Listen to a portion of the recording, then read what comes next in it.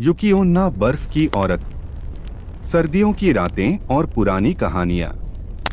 Japan की बर्फीली पहाड़ियों में जब सर्दी उतरती है तो दुनिया पूरी तरह बदल जाती है।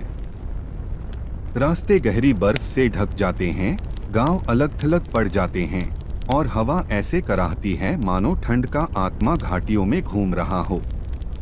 ऐसी लंबी रातों में परिवार अंगीठी के पास इकट्ठा होते थे। लकड़ियां चटकती और आग की लाल रोशनी कागजी दीवारों पर नाचती। वहीं बूढ़े लोग कहानियां सुनाते, रहस्यमयी, डरावनी और ज्ञान से भरी हुई। इन्हीं में से सबसे प्रसिद्ध थी एक कथा, युकी ओन्ना बर्फ की औरत की। कहते हैं वह तब आती थी जब सब कुछ अचानक शांत हो जाता। बर्फबारी थम जाती, हवा रुक जाती और सफेद सन्नाटे में एक लंबी सी आकृति उभरती। उसका चेहरा चमकता हुआ, जैसे बर्फ से तराशा गया हो। उसके लंबे काले बाल बर्फीली पोशाक पर गिरते। उसकी आंखें सुंदर थीं, पर उनमें गर्माहट नहीं थी। जिस किसी की नजर उससे मिलती, उसके शरीर से ताकत छिन जाती। कहा जाता है उसके एक स्पर्श से ही खून जम सकता था। झोपड़ी में हुआ सामना। बहुत समय पहले जापान के उत्तरी पहाड़ों में दो लकड़हारे, एक बूढ़ा और एक नौजवान, जंगल में लकड़ी लेने निकले। लेकिन अचानक तेज बर्फीला तूफान आ गया। हवा गरज रही थी, पेड़ भी ओझल हो गए थे। दोनों भटकते भटकते एक छोटी सी झोपड़ी तक पहुंचे और वहां शरण ली। बूढ़ा थक कर सो गया, लेकिन नौजवान जागता रहा। तभी दरवाजा खुला और अंदर आई एक सफेद कपड़ों में लिपटी ऊंची औरत। वह इतनी हल्की थी कि उसके कदमों की कोई आहट नहीं हुई। वह बूढ़े के पास झुकी। उसके बर्फ जैसे सांस ने बूढ़े का चेहरा छुआ और पल भर में उसकी जान निकल गई। वह जमी हुई प्रतिमा जैसा हो गया। अब औरत ने नौजवान की ओर देखा। वह डर से कांप रहा था, मगर उसकी सुंदरता से नजरें नहीं हटा पाया।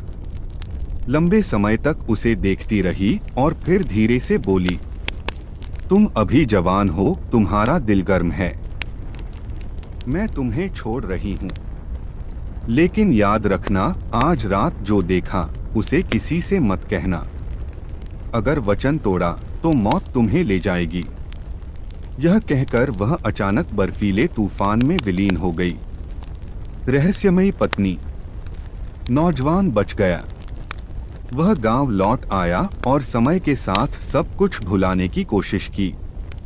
फिर एक दिन उसे एक सुंदरी मिली, नाम था ओयुकी। उसकी त्वचा बर्फ जैसी उजली, बाल काले और आंखों में कोई गहरा राज छिपा हुआ था। दोनों ने शादी कर ली। जीवन सुखी हो गया। उनके बच्चे हुए, घर में हंसी खुशी गूंजने लगी। लेकिन आदमी ने कभी कभी विचित्र बातें देखी। सर्दियों में जब सबकी सांसों से धुआं निकलता, ओयुकी की सांसें दिखाई नहीं देती। उसकी त्वचा कभी ठंड से लाल नहीं होती और कभी कभी उसकी आंखों में बर्फीला तूफान चमक उठता।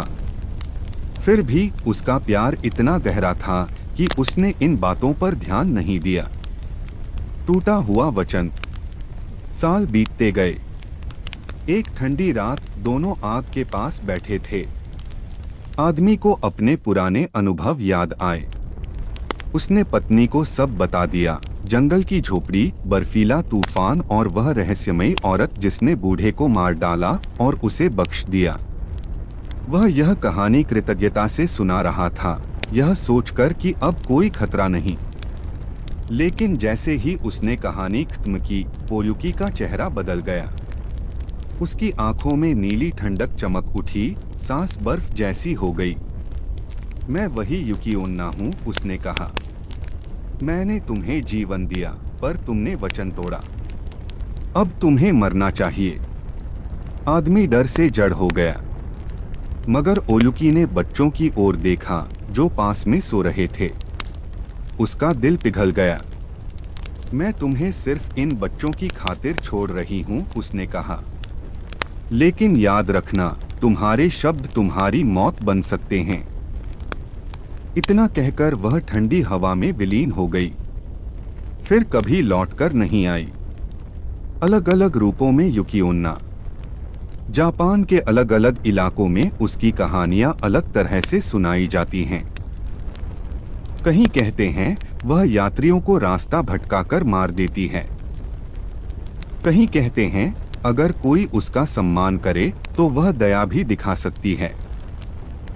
कभी उसे युकी मुसुमे बर्फ की कन्या, कभी युकीहिमे बर्फ की राजकुमारी कहा गया। कुछ लोग मानते थे कि वह उन औरतों की आत्मा है जो ठंड में मर गईं।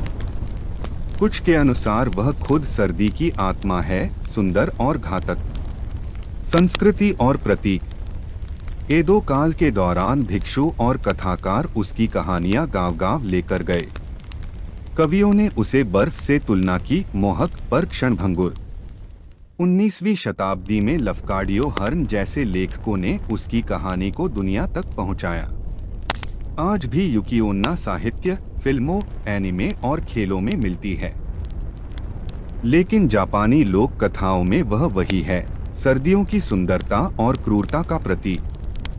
कथा का संदेश। युकी ओन्ना की कहानी में गहरी सीख है। सर्दी जितनी मोहक है उतनी ही खतरनाक भी। शब्दों की शक्ति अपार है।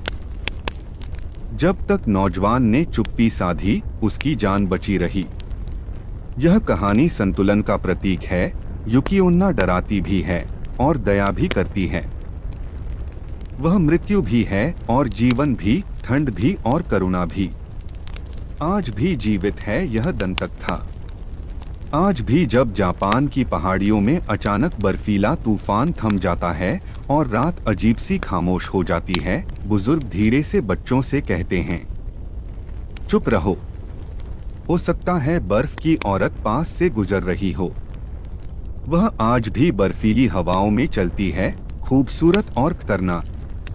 और केवल वही लोग सुरक्षित लौटते हैं जो प्रकृति की शक्ति का सम्मान करते हैं और रहस्य को रहस्य ही रहने देते हैं।